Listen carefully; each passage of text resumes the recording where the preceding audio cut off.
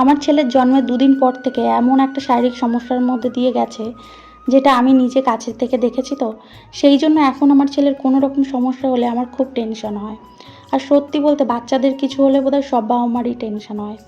আমি যেহেতু আমার প্রতিদিনের জীবনের কিছুটা অংশ তোমাদের সাথে শেয়ার করি, তাই ভাবলাম এটা কেন শেয়ার করবো না। কাল দুপুর থেকে ছেলের এত পেট ব্যথা করছিল, প্রথমে তো নিয়ে গেছিলাম আমাদের এখানে বেসা হসপিটালে।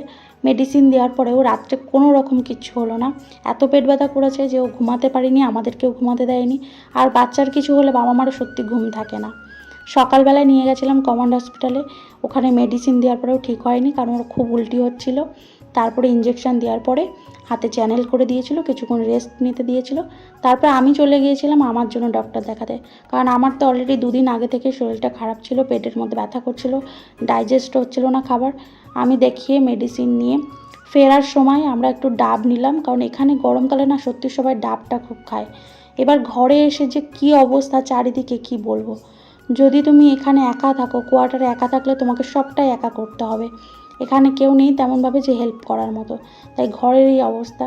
আমি তার আগে একবার এসে ঘরে ভাত বসিয়ে রেখে গেছিলাম, মেয়েকে ঘরে ছেড়ে গেছিলাম। আর আসার পরপরই ছেলের জন্য একটু ডাল করেছি, আমার বরের জন্য একটু মাছ ভেজেছি, কারণ ডালের সাথে ও একটু কী দিয়ে খাবে, এমন অবস্থা। আর আমার জন্য করেছিলাম একটু পেঁপে সিদ্ধ।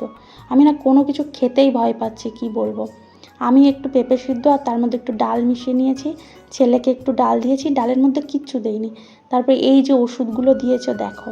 আর ছেলের যে জন্মের পরে কি হয়েছিল সেটা তোমাদের সাথে অন্য একটা ভিডিওতে অবশ্যই শেয়ার করব।